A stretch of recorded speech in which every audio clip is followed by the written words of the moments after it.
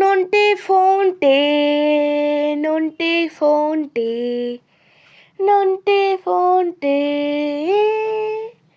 নন্টে আর ফন্টে নারায়ণ দেবনাথ।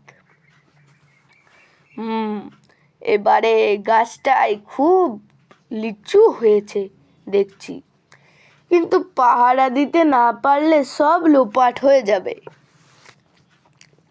নিজে তো পারবো না, দেখি কেল্টোকে বলে যদি রাজি করাতে পারি। কেল্টো, আমার বাগানের লিচু গাছটা এবার দেখছি খুব লিচু ধরেছে, কিন্তু পাহারা ব্যবস্থা না করলে যে একটা লিচু আর গাছে থাকবে না। তাই বলছিলাম, তুই যদি নন্টে আর ফন্টেকে সঙ্গে নিয়ে পাহারার ব্যবস্থাটা করতিস তাহলে নিশ্চিন্ত হওয়া যেত। কোনো চিন্তা করবেন না স্যার, পাহারার ব্যবস্থা করছি, দেখবেন লিচু তো দূরের কথা, একটা পাতাও কেউ নিতে পারবে না। বুঝলি নন্টে ফন্টে, স্যারের লিচু গাছ পাহারা দেবার গুরু দায়িত্ব দিয়েছে আমার উপর। সঙ্গে সাহায্যকারী হিসাবে তোদের থাকতে হবে। স্যারের নির্দেশ। স্যারের নির্দেশ মানব, কিন্তু তোমার নির্দেশও মানতে হবে নাকি?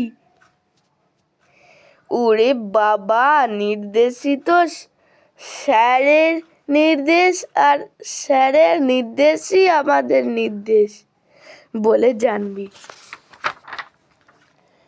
তাহলে আজ রাত থেকেই পাহারা দেওয়া শুরু হবে। ঠিক আছে, সময় মতো ডেকে নিয়ে যাবে। লিচু পাহারা দিতে গিয়ে কিছু লিচু আমাদের পেটে চালান হতে পারে, কি বলিস? ঠিক বলেছিস। গাছ থেকে পাড়ো আর খাও। রাত্রি। দারুণ লিচু হয়েছে রে, কিন্তু এই লিচুদের আমরা এখন রক্ষা করব। আমাদের প্রাণ গেলেও কারুকে এদের নষ্ট করতে দেব না। কিন্তু কেল্টোদা, আমাদের হাতে ওদের 2-4টের প্রাণ নষ্ট হবে না? খবরদার ফন্টে, ও কথা দ্বিতীয়বার মুখে আনবি না। আমরা এদের রক্ষক হয়ে কিনা ভক্ষক হব, কবি নেই। কিন্তু নো কিন্তু, এতে কোনো কিন্তু নেই। তবে হ্যাঁ, আমার নির্দেশও যখন স্যারের নির্দেশ, তখন নিজের নির্দেশে আমি এই লিচুদের গুণাগুণ, মানে কতটা টক আর মিষ্টি, এটা পরীক্ষা করতে পারি। বুঝেছিস? বুঝেছি। কি বুঝেছিস? তুমি লিচু খাবে, আমরা খাবো না। বাহ, ঠিক বুঝেছিস। নে, এবার চটপট উঠে পড়। হতচ্ছাড়া কেল্টো নিজে লিচু সাটারে বলে এই রাতে আমাকে গাছে উঠালো।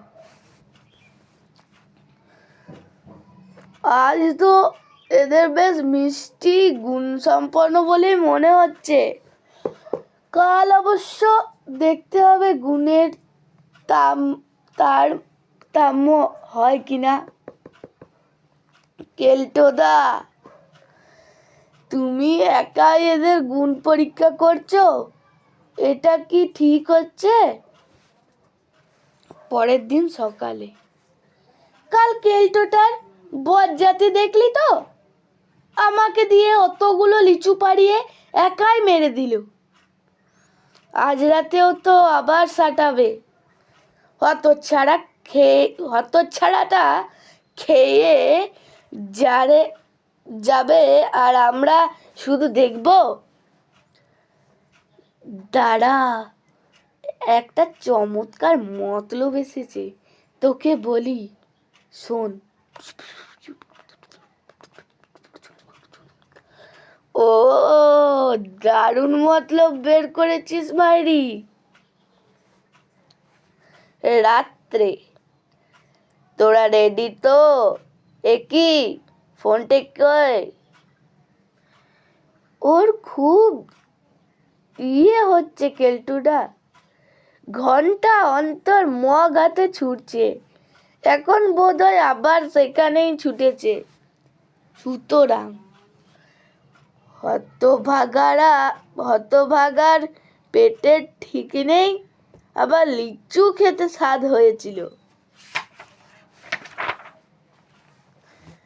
কিছু পরে, নন্টে আজ তো তোকেই পারতে হবে। নে, এবার দেরি না করে উঠে পড়।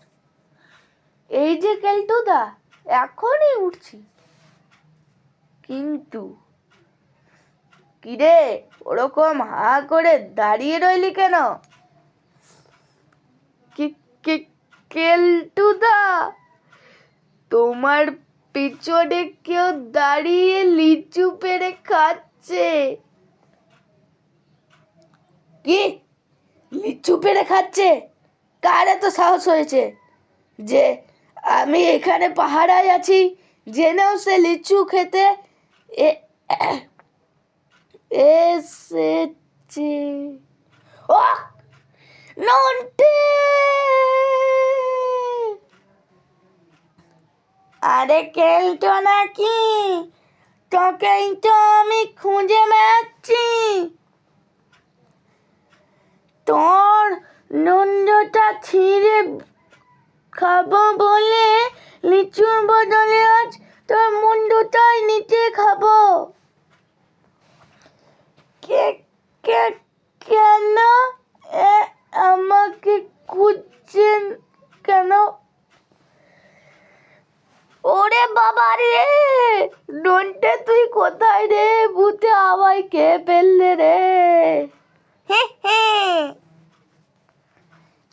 কিরকম পার মতলব বের করেছিলাম বলতো নন্টে?